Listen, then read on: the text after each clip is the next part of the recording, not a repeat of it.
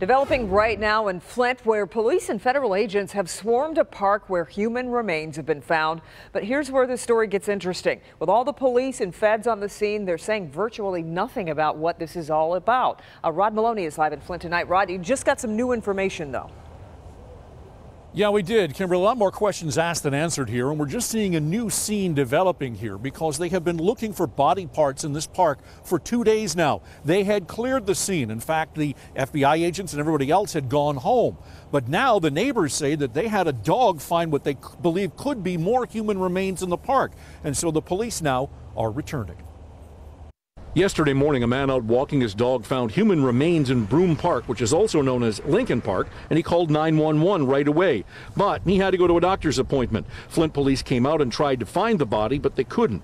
Around noontime, an MTA bus driver called in, having seen the body parts, and when police arrived and found those incomplete remains of two different people, the investigation began.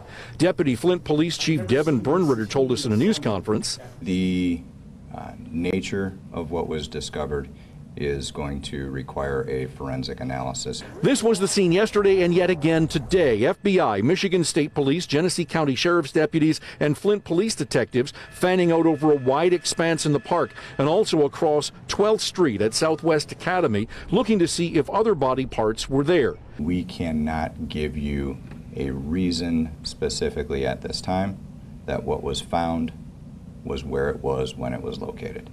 Flint police went out of their way to say this display of police presence is not an extraordinary event, but tell that to the neighbors. I'm scared for the community, for people that walk through the park, or, walking up and down the street. It frightens me because we have kids in the neighborhood. It's supposed to be quiet and nice for the kids to be able to play in because it's a park.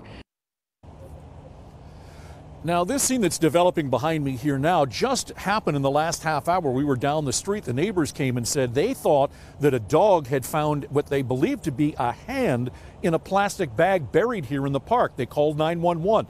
The police came out. The first officer was here. She taped off the area. And now, as you can see, we have half a dozen police cars out here. And it looks like they're beginning to try and do a larger search around this part of the park. And so it has been an eventful day out here, to say the least. Back to you. And Rod, it sounds like you were able to talk to quite a few neighbors while you were out there. What are they saying about that park? Well, one of the things that we're hearing repeatedly from the neighbors here is that they believe that a number of young women have disappeared from this area. Now, whether you can connect that to what's going on here or not, we do not know. But they are deeply concerned that people are disappearing from this area, and now they have body parts found in the neighborhood park. They're deeply concerned about what has happened to these people they think could be involved in this case. Yeah, understandably so. Rod, I know you'll keep us posted. Thanks.